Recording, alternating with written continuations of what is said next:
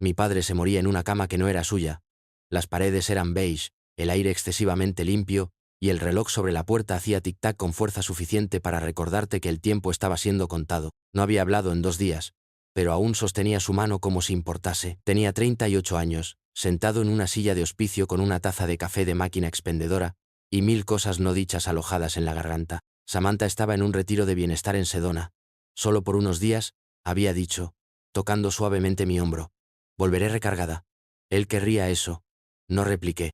No señalé como nunca lo visitaba a menos que alguien más estuviera mirando. En cambio, asentí una vez y dije que lo entendía. Pero no lo entendía. Las enfermeras dijeron que sería en cualquier momento. Lo habían dicho con ese tono particular que te dice que han visto esto cientos de veces. Hice las preguntas correctas. Les di las gracias. Me senté con él de todas formas. Papá no era un hombre rico. Trabajó 42 años en un almacén de envíos y volvía a casa cada noche oliendo a cartón y arena. No creía en cosas lujosas. Condujo la misma camioneta durante 15 años, y pensaba que comprar cereales de marca era un lujo, pero era inteligente, cauteloso, ahorró cada centavo que pudo, no confiaba en los grandes bancos, decía que sonreían mientras te vaciaban los bolsillos. En cambio, guardaba todo en una pequeña cooperativa de crédito, a 2 millas de su casa. Nunca hacía operaciones bancarias en línea. Todavía extendía cheques. Solía burlarme de él por eso. Ahora no me reía. 2 semanas antes de que lo admitieran en el hospicio, me había dicho algo al pasar. Todo lo que necesitas está en la caja de seguridad. La misma que te mostré después de que tu mamá falleciera. No dejes que nadie más la toque. Se refería a Samantha. No dije nada en voz alta, pero había notado su tono cuando enfermó. Comprensiva, pero distante. Palabras como planificación patrimonial y reducción de tamaño se colaban en la conversación con demasiada facilidad. Ella nunca preguntó cómo estaba, solo cuándo podría necesitar atención a tiempo completo. Luego vino el retiro. Me senté a su lado, escuchando el ritmo desigual de su respiración y el tic-tac del reloj barato de la pared. El café se había enfriado. No lloré. Todavía no. Estaba esperando. Samantha me envió un mensaje de texto con una foto de sus pies junto a una fogata, los dedos pintados de rosa coral, vapor saliendo de una bañera de hidromasaje cercana. Finalmente exhalando, escribió: «Este lugar es increíble. Deberías venir la próxima vez». El mensaje llegó mientras yo ponía trozos de hielo en los labios de mi padre, viéndolo luchar por tragar. No respondí. Esa noche, ella envió más fotos. Una esterilla de yoga sobre la hierba. Un cuenco de madera con bayas y semillas subtitulado «Objetivos de desayuno». Una selfie filtrada con alguien llamado Kendra de Chicago. Ella dijo que el retiro era tranquilo, transformacional. Yo dije que me alegraba de que obtuviera lo que necesitaba. No lo estaba. Algo no me hacía sentir bien. No era la ausencia. Había aprendido a vivir con la distancia emocional, sino la forma en que sus mensajes se sentían seleccionados. Demasiado pulidos. Demasiado externo. Como alguien mostrando unas vacaciones, no alguien escapando para sanar. Más tarde esa noche, después de que mi padre hubiera vuelto a la respiración agitada del sedante, abrí de nuevo su foto de la fogata. La guardé. La cargué a un lector de metadatos en línea. Solo curiosidad, me dije. Las coordenadas GPS la ubicaron en un hotel boutique 3 pueblos al este de Sedona. No un centro de retiro, ni siquiera cerca del santuario de curación que había descrito. No la llamé. No confronté. Marqué el resultado y empecé una carpeta. No era la primera vez que hacía eso. Durante el año pasado, había notado pequeños cambios. Contraseñas cambiadas. Un segundo teléfono que dijo era para el trabajo, aunque nunca la vi usarlo para llamadas. Transacciones en nuestra cuenta conjunta marcadas como varios y servicios de bienestar. No lo había mencionado. No porque no me diera cuenta, sino porque estaba esperando a ver si alguna vez me lo contaba. No lo había hecho. La respiración de mi padre tenía un problema ahora. El tipo que las enfermeras llaman un patrón. Comprobé la hora. Medianoche. Otra foto de Samantha llegó. Su diario abierto sobre una mesa junto a una copa de vino. Reflexiones. Liberando lo viejo. Lo miré fijamente durante mucho tiempo. Luego apagué mi teléfono. Lo viejo no era suyo para liberarlo. Ella pensó que yo no sabía lo que hacía. Pero yo ya había empezado a prepararme. Silenciosamente. Precisamente. Justo como me enseñó mi padre. El retiro no fue el principio. Fue la prueba. Su agarre era débil. Pero aún estaba allí. Me senté junto a su cama, en la misma silla, misma manta de lana áspera sobre sus piernas. Su respiración se había ralentizado, superficial y rítmica como un péndulo con la cuerda deshilachada. La enfermera dijo que podría no volver a despertar. Me quedé de todos modos. Entonces, alrededor de las 3:00 a.m., sus dedos se apretaron alrededor de los míos. No mucho. Lo justo para hacerme mirar hacia arriba. «Ten cuidado», susurró. Apenas audible. Sus ojos se abrieron, parpadeando, desenfocados pero agudos de alguna manera más profunda. «Dinero». Eso fue todo lo que dijo.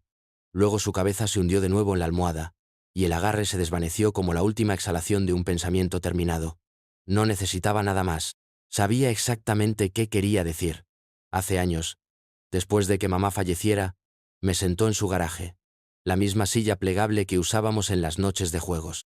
Me entregó una cerveza y un sobremanila lleno de documentos, extractos de cuenta, recibos de impuestos sobre la propiedad, una fotocopia de un testamento manuscrito.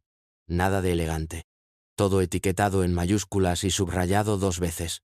«¿Alguna vez has visto a gente ponerse rara cuando alguien muere?», preguntó. Dije que sí, que lo había visto durante el lío por la herencia de un primo. Él asintió. «Empiezan a dar vueltas. No por el dolor, por puro instinto. Como los buitres. Huelen la debilidad en el aire. Y ni siquiera se dan cuenta de que lo hacen. Es simplemente quienes son». «¿Crees que tenemos gente así?», pregunté. No respondió de forma directa, solo miró a través de la entrada y tomó un largo sorbo de su cerveza. «No tengo mucho, pero trabajé por lo que tengo. Pagué esta casa. Ahorré lo suficiente para dejar algo sencillo. Tú eres el único que sabe dónde está todo». Esa noche se me quedó grabada más de lo que me di cuenta en ese momento. Así que, cuando dijo dinero, desde una cama de cuidados paliativos con menos de un día de vida restante, no fue una pregunta. Fue más bien una advertencia. No sobre números en un banco, sino sobre personas que ven el dolor como una oportunidad.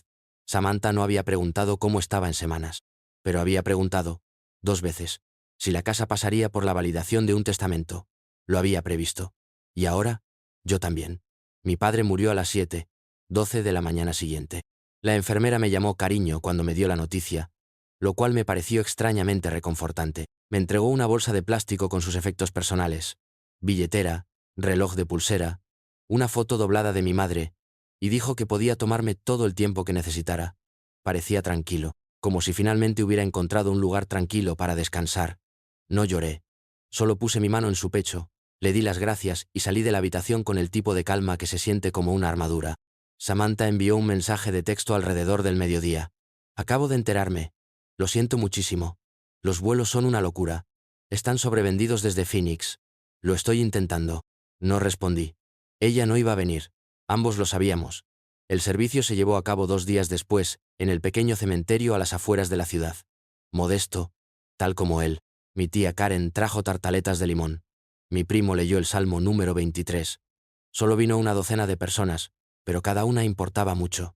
Después, nos reunimos abajo, en el sótano de la iglesia, sillas plegables, café tibio y sándwiches. Se sentía como una comida para llevar al final de una era. Karen se acercó a mí cerca de la mesa con galletas compradas. Tenía esa inclinación preocupada en la cabeza como si algo le picase en el fondo de su mente. «Intenté enviar flores», me dijo. La florista me devolvió la llamada. Dijo que la tarjeta no funcionó. Fruncí el ceño. «¿La tarjeta de la iglesia?» «No, la que siempre uso. La he tenido por años. Nunca hubo un problema». Pero la florista dijo que la cuenta fue rechazada. Tal vez protección contra fraude. Ella negó con la cabeza. Lo verifiqué. Estaba marcado como fondos insuficientes. Pero no he tocado esa cuenta desde Navidad. Eso me llamó la atención. No dije nada de inmediato. Solo asentí y le di las gracias. Más tarde, salí al frío de enero, saqué mi teléfono y me conecté a la cuenta de la cooperativa de crédito de papá. Saldo: 3.87. Había sido más de 80,000 hace un mes. Toda su jubilación. Todo lo ganado. Las transacciones no tenían ningún sentido. Transferencias a cuentas que no reconocía.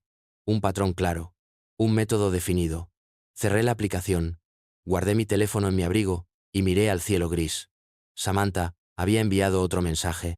«Pensando en ti. Enviando luz». Me quedé en el estacionamiento cubierto de escarcha largo rato, viendo mi aliento empañar el aire. Ella pensó que simplemente aceptaría esto. Ella pensó que el funeral era el final. Ella no tenía idea de lo que ya había empezado. La pantalla de inicio de sesión no había cambiado en años. La misma pancarta azul descolorida. Las mismas preguntas de seguridad que mi papá se negaba a actualizar. «¿Cuál es tu herramienta preferida?». Llave ajustable. ¿Cuál es el apellido de soltera de tu madre? Langford. Inicié sesión en la cooperativa usando la información que me dio hace 3 meses, cuando aún tenía energía para recordarme las cosas que pronto importarían. La cuenta corriente mostraba 3.87. Los ahorros, menos de 60. Hice clic en el historial de movimientos. La caída comenzó lentamente. Luego, 4 días antes de su muerte, se desplomó. 12, 0. Transferencia al exterior. 8, 500. Transferencia al exterior. 16, 200. Transferencia externa. Y más. En total, más de 67, 0 drenados en menos de una semana. Cada transacción era limpia. Digital. Registrado. Pero cuando hice clic para obtener información del destinatario, todo lo que obtuve fue una línea de texto en cursiva gris. Los detalles del beneficiario han sido redactados debido a las protecciones de privacidad de la cuenta. Privacidad. No fue difícil adivinar a quién protegía. Copié el número de ruta del registro de transferencia y lo pasé por una pequeña hoja de cálculo que guardaba para los registros bancarios personales. Uno de esos pequeños hábitos silenciosos que desarrollas cuando dejas de confiar en la suerte, coincidió. El banco personal de Samantha. El mismo que había usado desde antes de que nos casáramos. Lo recordé porque la había ayudado a configurar el depósito directo después de su último cambio de trabajo. Me quedé mirando la pantalla durante largo rato. No enojado. No sorprendido. Ni siquiera había esperado hasta después del funeral. Había transferido el dinero mientras yo aún estaba leyendo salmos sobre su ataúd. Descargué cada estado de cuenta. Capturé cada transacción. Subí los archivos a 2 unidades seguras. Una en la nube y otra de hardware. Hice copias. Luego cerré la sesión. Samantha estaba en la cocina esa noche cuando llegué a casa. Una copa de vino en una mano, el teléfono en la otra. Ella sonrió cuando me vio. ¿Cómo fue el servicio? Pequeño, dije. Tranquilo. Ella asintió. A tu padre le habría gustado eso. Solo la miré.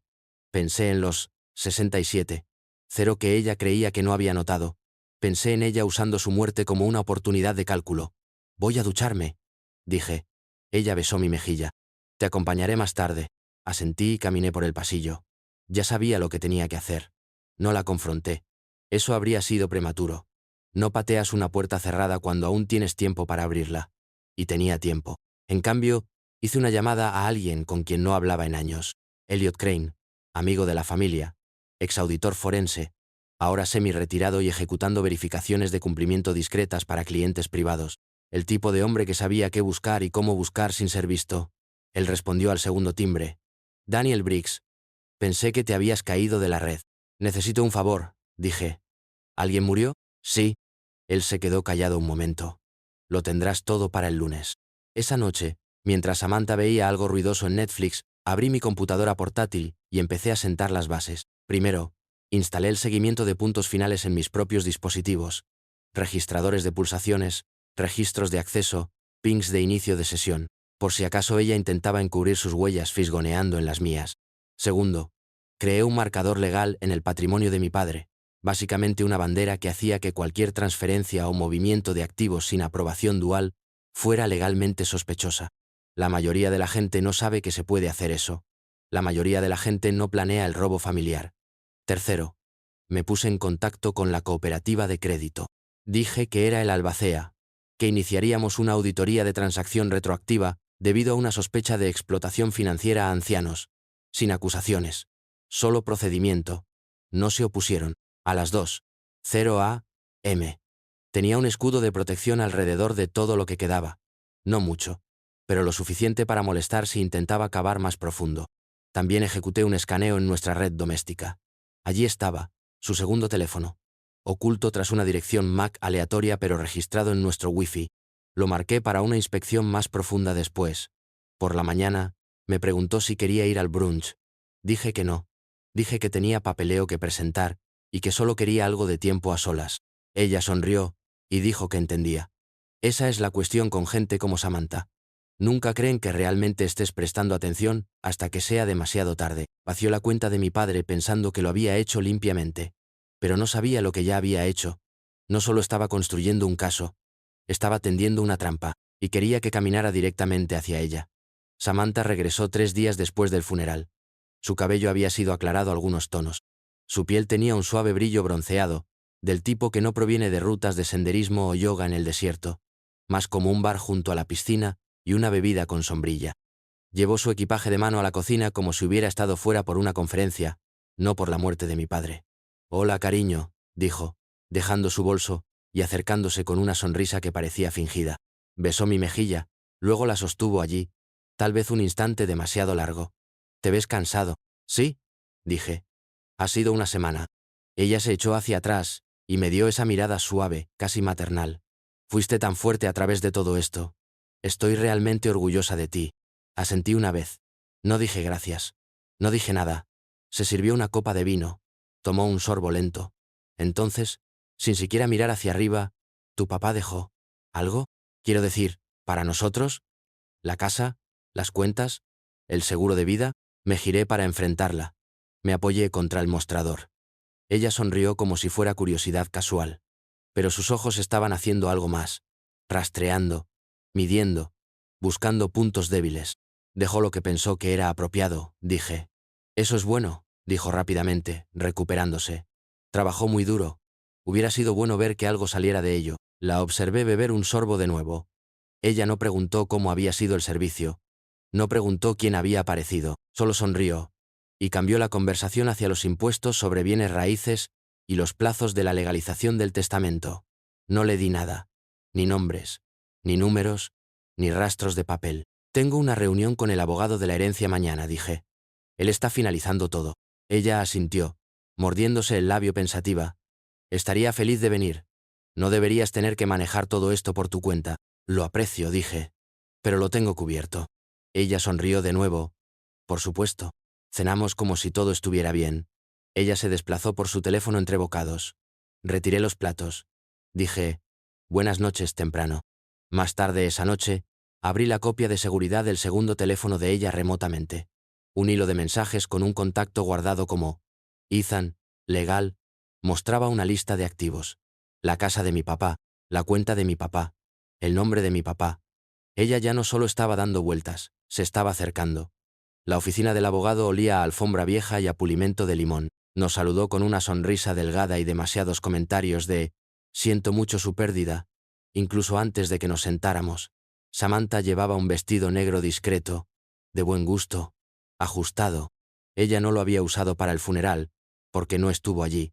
Me senté con las manos cruzadas sobre la mesa. Ella se inclinó, con la pluma lista, como si fuera una reunión de negocios. El testamento era de una página. Simple. A mi padre nunca le gustó complicar las cosas. El abogado se aclaró la garganta y lo leyó en voz alta. «Yo, Harold Briggs, estando en mi sano juicio, por la presente dejo todos los activos, propiedades y tenencias financieras a mi hijo Daniel Briggs. No se nombran beneficiarios secundarios. Todas las decisiones con respecto al patrimonio deben ser tomadas únicamente por él.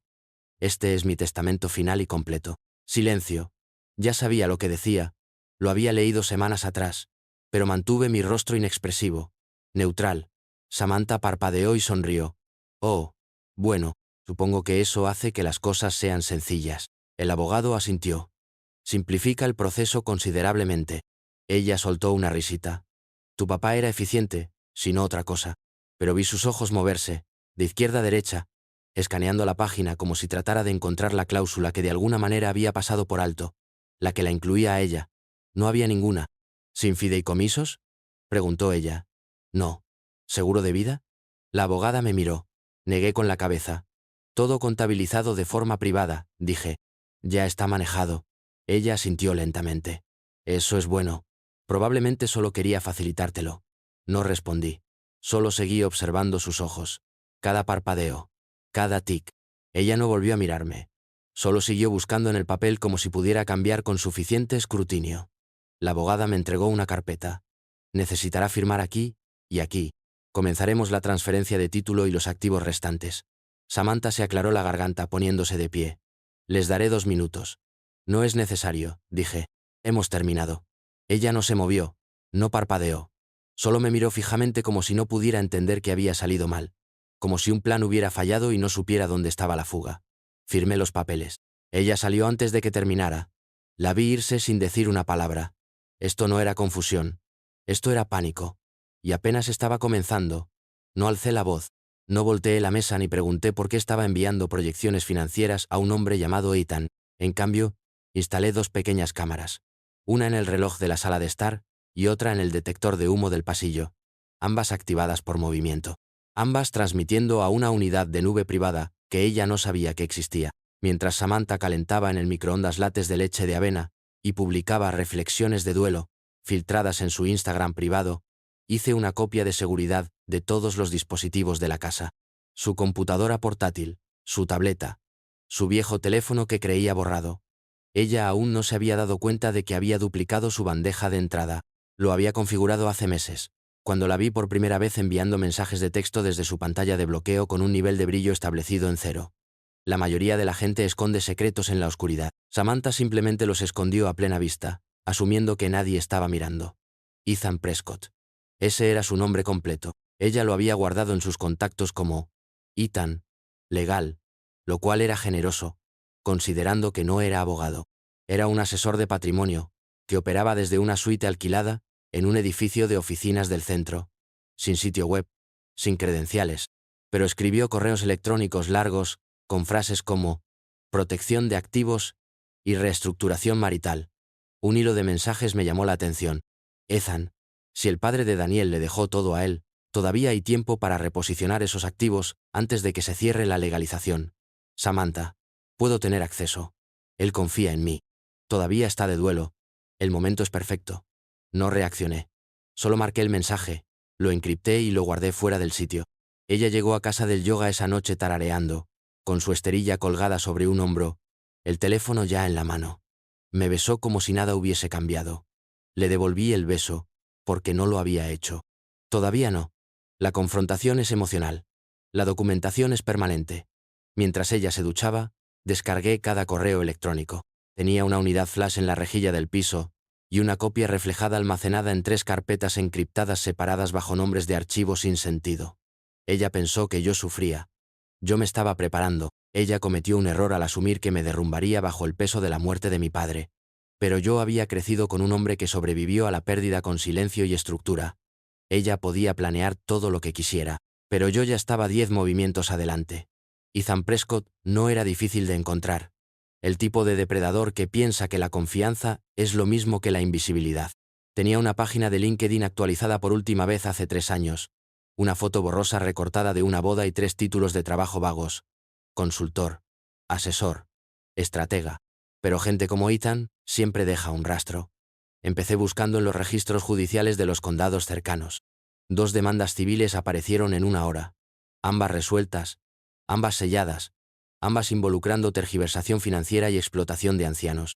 La primera fue presentada por la hija de un hombre de 78 años que cedió el poder notarial después de un entrenamiento de inversión. La segunda involucró a una enfermera de hospicio y una línea de crédito con garantía hipotecaria sospechosa.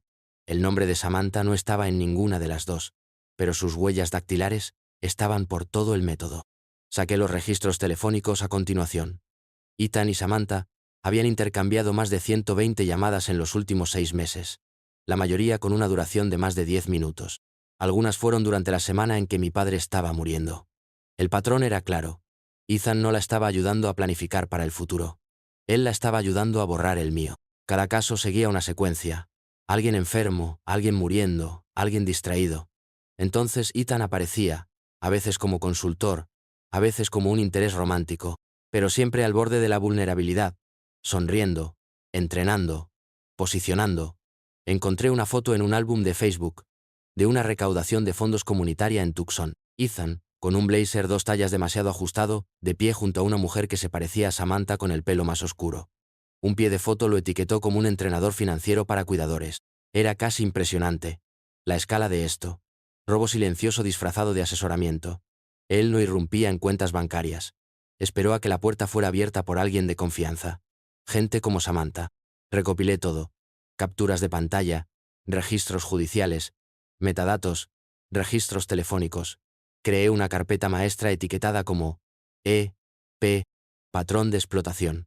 Y la guardé en 5 unidades encriptadas separadas, cada una de ellas con copia de seguridad y desconectada de Internet. Si algo me pasara, esa carpeta se haría pública. Esto ya no iba de dinero. Se trataba del control. sobre ver a alguien en quien confiabas convertirse en el artífice de tu colapso. Samantha pensó que estaba limpiando sus huellas. Pero yo estaba grabando cada huella. Y estaba casi listo para hacérselo saber. Esperé hasta que salió a correr por la mañana. La misma ruta, el mismo horario, AirPods puestos, música alta, desconectada del mundo. Luego abrí un navegador seguro, creé una cuenta de correo electrónico desechable con un nombre genérico y 0 opciones de recuperación, y redacté un mensaje. Para samanthabriggs@email.com. Asunto. ¿Ethan te contó que ya lo sabía? No había mensaje en el cuerpo. Solo 2 archivos adjuntos. El primero fue una captura de pantalla del estado de cuenta de la cooperativa de crédito de mi padre. El historial de transacciones. Claro y condenatorio. 4 transferencias por un total de más de 67,0, cada una con marca de tiempo, cada una dirigida a su banco personal. El segundo fue un fotograma de las imágenes de seguridad del hotel. Samantha, caminando al lado de Ethan, con su mano rozando su brazo. No estaban posando, no era una actuación, solo un momento de complicidad relajada capturado por una cámara del vestíbulo que ella había olvidado que existía. No firmé el correo. No agregué ninguna amenaza. No necesitaba hacerlo. Hice clic en enviar. Luego inicié sesión en el panel de administración de la red doméstica y observé el ping de su teléfono cuando llegó el mensaje. Lo abrió en 30 segundos. Los archivos adjuntos se descargaron automáticamente. Vi el pico de Wi-Fi. La coincidencia del tamaño del archivo. Sin respuesta. Solo silencio. Exactamente como esperaba. Regresó 38 minutos después. Sudando. Sin aliento. Pero no por la carrera. Yo estaba en la mesa de la cocina bebiendo café, con mi computadora portátil abierta, pero inactiva. Ella dejó caer sus llaves en el cuenco, como siempre. Luego se quedó detrás de mí flotando un segundo de más. Mañana, dije. Ella asintió. Hola. ¿Dormiste bien? Bien. Ella preparó té, pero sus manos no estaban firmes. Ella no lo bebió. Esa tarde, noté que la puerta del cuarto de invitados estaba cerrada. Ahí es donde guardábamos la impresora, algunos contenedores de almacenamiento y un viejo disco duro externo que ella no sabía que había clonado el mes pasado. Ella pasó allí 2 horas. Cuando revisé mis registros más tarde, vi los intentos. 3 intentos fallidos de adivinar la contraseña en mi computadora portátil, 2 inicios de sesión fallidos en el servidor de respaldo. Entonces, se detuvo. No la confronté. Todavía no. Déjala que entre en pánico. Déjala forcejear. Cada tecla que presionó ya estaba registrada. Cada movimiento que hizo, respaldado, y con fecha y hora en 3 ubicaciones. Ella creyó que yo parpadearía, que yo haría preguntas, pero yo ya tenía las respuestas, y ahora ella sabía que yo las tenía. Al final de la semana, Samantha ya no sonreía. Ella se cernía en las puertas, comenzaba conversaciones que nunca terminaba. Me traía café por la mañana, luego observaba muy de cerca cuando lo bebía. Ella no había mencionado a Ethan ni una vez. Yo tampoco. En cambio, dejé que el silencio se extendiera. La observé moverse bajo su peso. Ella intentó una nueva táctica el sábado noche. Entró en mi oficina mientras yo estaba revisando documentos de la herencia, se apoyó contra el marco de la puerta como si estuviéramos en una comedia de situación. ¿Todo bien?, preguntó. Seguro. Ella asintió lentamente mordiéndose el labio. ¿Has estado? Distante. Levanté la vista. Solo resolviendo cosas. ¿Del testamento? De todo. Ella cruzó la habitación y se sentó al borde del escritorio. Cerca, pero no demasiado cerca.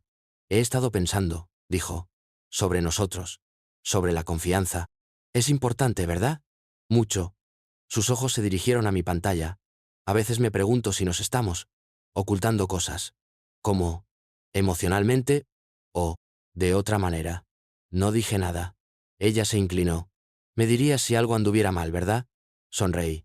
¿Lo harías tú? Ella parpadeó, solo por un segundo. Pero lo vi. Esa noche, ella lo intentó de nuevo. Esta vez, fue mi correo electrónico. 3 intentos de acceso. Uno desde su portátil. Uno desde su tableta. Uno desde su segundo teléfono, que no había usado en días. Los tenía todos marcados. Mi sistema envió capturas de pantalla de cada inicio de sesión fallido a mi archivo en la nube, con sellos de IP e ID de dispositivo. Ella estaba buscando. Por confirmación. Por control. Por cualquier cosa que aún pudiera hacer girar. La dejé. Cada intento de borrar algo, registrado. Cada archivo que ella abrió e intentó renombrar, copiado. Cada carpeta que arrastró a la basura, reflejado en una partición oculta. La trampa aún no se cerraba, pero se estaba apretando. Ella no sabía que el micrófono de su segundo teléfono se había activado 2 veces mientras susurraba llamadas en el patio trasero. Ella no sabía que el viejo detector de humo en el pasillo tenía visión nocturna. Ella solo sabía que algo iba mal. Y fuera lo que fuese, ella no tenía el control. El domingo por la mañana, golpeó un armario de la cocina y murmuró algo sobre límites. Terminé mi café. No me inmuté. Dejarla que se desenrede. La parte más difícil de ver a una persona destruirse a sí misma es no apresurarse a ayudar. Pero había aprendido a esperar. Y ella casi había terminado. Me reuní con el abogado testamentario de mi padre en una oficina tranquila encima de una charcutería. Pisos de madera dura. Sin tonterías. Solo carpetas y hechos. Su nombre era Denton. Un hombre con cabello gris acero, y el tipo de voz que no vacilaba al dar malas noticias. O, en este caso, órdenes. No voy a presentar una denuncia por robo, dije. Eso es demasiado leve. Él levantó la vista. ¿Qué tiene en mente? Coloqué la carpeta sobre su escritorio. Dentro había extractos bancarios, informes de auditoría interna, capturas de pantalla, registros telefónicos, hilos de correo electrónico y una copia compulsada del testamento. Había etiquetado cada pestaña. Apropiación fraudulenta de bienes de un adulto vulnerable, dije. Y una demanda civil por daño emocional, basada en el engaño sostenido y la manipulación financiera durante la atención al final de la vida. Denton no se inmutó. Había visto cosas peores. Ella es su esposa, dijo, como si fuera un recordatorio. O una advertencia. Lo era. Él asintió. ¿Quiere nombrar a la otra parte? Ethan Prescott, coconspirador financiero. Le entregué una segunda carpeta. Documentos judiciales. Demandas civiles de otros 2 estados. Patrón de comportamiento. Él tratará de afirmar que es un asesor. Pero no tiene licencia. No está registrado. Ni siquiera asegurado. Denton hojeó el archivo. Ha hecho su tarea. No respondí. No estaba allí para recibir cumplidos. Congele sus cuentas, dije. Activos también. La casa, los vehículos, cualquier propiedad conjunta a su nombre. Quiero todo bloqueado. Él asintió, ya escribiendo. Y quiero que se le notifique sin previo aviso. Sin ceremonia. Ella estaba en el jardín cuando llegaron los documentos, bebiendo té, mirando su teléfono, fingiendo que las últimas 2 semanas no hubieran sucedido. El mensajero no se inmutó cuando ella gritó. Ethan fue notificado ese mismo día, durante un almuerzo con un cliente en un restaurante del centro. Observé desde un coche aparcado al otro lado de la calle. Pareció confundido al principio, y luego enojado. Luego, asustado. Las citaciones lo incluían todo, y los documentos eran irrefutables. No tuve que acusar a ninguno de ellos. La evidencia haría eso por mí. Al final de la semana, sus abogados estaban llamando a Denton, tratando de llegar a un acuerdo. Para discutir los términos. No respondimos. Dejémoslos que se retuerzan. Dejemos que sientan el peso de algo que no pueden manipular. Mi padre había confiado en mí para proteger su legado. Y ahora, lo estaba haciendo. La sala del tribunal olía a lejía y a papel viejo. Samantha iba vestida de gris. Lana suave, escote modesto. Sin maquillaje. Su cabello recogido hacia atrás para parecer humilde e indefensa. Ethan llevaba un traje 2 tallas demasiado ajustado, y una cara que había practicado frente al espejo. Contrito. Confundido. Arrepentido. Ambos pasaron al estrado. Ella fue la primera. Las lágrimas llegaron pronto, cronometradas en algún punto entre su recuento de distancia emocional y no entender la legalización. Dijo que pensaba que el dinero era un regalo, que estaba tratando de ayudar a reposicionar los activos para nuestro futuro. Denton hizo una pregunta. Estaba ayudando a su marido, dijo. ¿O se estaba ayudando a sí misma? Su boca se abrió y luego se cerró. Sin respuesta. La sala del tribunal quedó en silencio. Entonces Ethan subió al estrado. Él negó todo. Dijo que no sabía que Samantha estuviera casada. Dijo que nunca habló del patrimonio de mi padre. Dijo que solo estaba dando consejos generales. Denton no dijo una palabra. En cambio, reprodujo el audio. La llamada en el patio trasero. Samantha susurrando que él aún no lo sabe. Y podemos movernos en las cuentas esta semana. Ethan, asintiendo. Mencionando la palabra protección. Luego vino el correo electrónico. Si el padre de Daniel le dejó todo a él, aún hay tiempo para reposicionar esos activos. El rostro de Ethan palideció. Samantha bajó la mirada. El juez no necesitó mucho tiempo. Se ordenó la restitución. Cada centavo. Más daños. El acceso de Samantha al patrimonio de mi padre fue revocado de forma permanente. A Ethan se le prohibió ejercer cualquier forma de asesoramiento financiero de por vida. Pero la verdadera sentencia fue más simple. Samantha Briggs culpable de abuso financiero a ancianos. El mazo no resonó. Aterrizó como un punto final al final de una frase larga y amarga. No me regodeé. No sonreí. Ni siquiera los miré al pasar. Samantha no habló. Ethan siguió mirando al suelo como si le debiera una explicación. Denton me dio una palmada en la espalda fuera del juzgado. ¿Quieres celebrar? No. Me subí a mi coche y conduje a casa. Carretera tranquila. Sin música. Solo el sonido de los neumáticos sobre el pavimento y una especie de cierre frío. Mi padre siempre decía que el carácter se muestra cuando nadie mira. Yo había observado, y yo había respondido. No con rabia, sino con consecuencia. La nueva lápida se veía limpia y simple, justo como él habría querido. Harold Briggs, 1948-2023. Él hizo el trabajo, sin lujos, sin poesía falsa, solo verdad. Me arrodillé y coloqué las flores. Lirios blancos, sus favoritos. El suelo todavía estaba fresco en algunas zonas, suave bajo mis botas. Una brisa traía el olor a hierba cortada y principios de otoño. Habían pasado 3 meses desde la sala del tribunal. Samantha dejó la ciudad 2 semanas después del veredicto. Silenciosamente. Sin adiós. Escuché de Denton que ella había tomado un trabajo en algún lugar de Arizona. Sin dirección de reenvío. Sin nuevo número. Bien. Ethan no tuvo tanta suerte. Los cargos se mantuvieron. Fraude electrónico. Conspiración. Explotación de ancianos. Recibió 5 años. Tal vez menos con buen comportamiento. No me importó. Él era el problema de otra persona ahora. En cuanto a mí, el patrimonio de mi padre se cerró oficialmente la semana pasada. Los fondos, transferidos. La casa, cedida. El título, limpio. Heredé lo que me dejó. Pero eso no era lo que más importaba. Lo protegí. Lo protegí a él. Después de la tumba, conduje a la unidad de almacenamiento en las afueras de la ciudad, la que usó durante 30 años, ubicada entre una estación de bomberos y un centro comercial abandonado. Todavía tenía la llave. Todavía recordaba el código que me enseñó a los 17 años. La puerta de metal se abrió con un chirrido fuerte. El mismo olor a serrín y aceite de motor.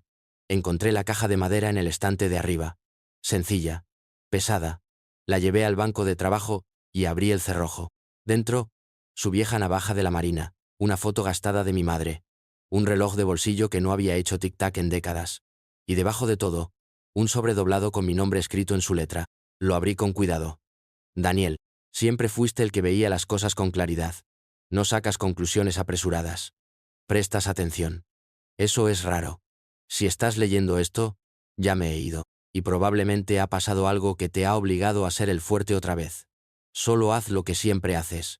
Protege lo que importa. Y no dejes que nadie te haga sentir inferior por hacerlo. Confío en ti. Siempre lo he hecho. Papá, me quedé sentado allí durante mucho tiempo. No lloré. No tenía necesidad de hacerlo. La lucha había terminado. El silencio era mío de nuevo. No vacío, sino ganado. Afuera, el viento se hizo más fuerte. Las hojas se movían sobre el concreto como el tiempo pasando lenta, deliberadamente. Cerré la caja. Y cerré la puerta tras de mí. Esta historia fue brutal. Pero esta historia del otro lado es aún más demente.